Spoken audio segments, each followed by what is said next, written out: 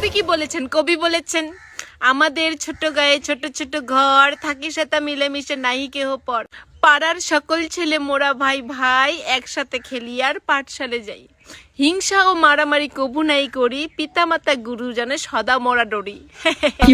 এটা হচ্ছে কবি বলেছেন, এটা হচ্ছে কবিতার মধ্যে। আর হইলো ইন রিয়েলিটি। এবার আমি রিয়েলিটিটা বলি। আমাদের ছোট পাড়ায় ছোট বড় ঘর, থাকি সবাই হিংসা করে, সবাই হলাম পর, পাড়ার সকল ছেলে নট দাদা ভাই, একসাথে খেলি আর প্রেম করে বেড়াই, হিংসা ও মারামারি সব সময় করি, পিতামাতা গুরুজনে কোনোদিনও না আমরা ডরি। এটা হচ্ছে রিয়েলিটি, এটা হচ্ছে রিয়েলিটি, সত্যিকারের রিয়েলিটি।